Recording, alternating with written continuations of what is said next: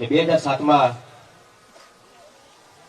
મુખ્યમંત્રી મોદી સાહેબ હતા ત્યારે મારી ફિલ્મ રિલીઝ થયેલી પ્રીત જન્મ જન્મની ભૂલાશે નહીં, આપ લોકોને ખબર છે.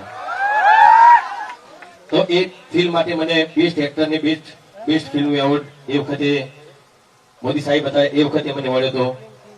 ત્યાર પછી અત્યાર સુધી કશું મળ્યું નહીં, પણ જે પણ હોય પણ એ વખતે સન્માન તો કર્યું હતું ને ભાઈ.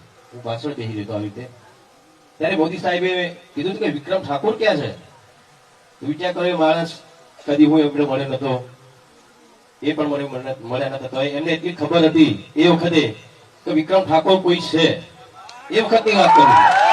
દરેક સમાજના કલાકારોને માન સન્માન મળે એટલા માટે આપણે આ હું લાઈવ થયો હતો ને આપણે જે અત્યારે પણ છે એટલા માટે છીએ. સરકારી એવોર્ડ ને મારું ખેડૂત એક રક્ષક નોમિનેશન આ પિક્ચરનું થયું છે. બીજી ઘણી બધી પિક્ચરો હતી ને બધી ઘણી બધી સારી પિક્ચરો હતી. એ પિક્ચરોને એવોર્ડ પણ મળ્યા, બહુ સારી પિક્ચરોને એવોર્ડ મળ્યા.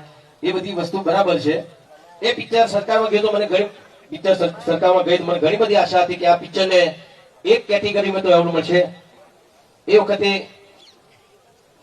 એક કેટેગરીમાં આ પિક્ચરને એવોર્ડ ના મળ્યો તો આ ચૂક કોની કહેવાય? કેમ કે સારી સારી પિક્ચર, મારી પિક્ચરની વાત કરતો નથી હું, બીજા કોઈ પણ પિક્ચર, કોઈ પણ હીરોની વાત હોય, પિક્ચરની વાત હોય, બીજા હીરોની પિક્ચર સારી હોય તો એને પૂરેપૂરો એવોર્ડ મળવો, સારો એવોર્ડ મળવો જ જોઈએ, એનો હક મળવો જ જોઈએ. એ મારી પિક્ચર હોય તો કોઈ બીજા હીરોની પિક્ચર હોય.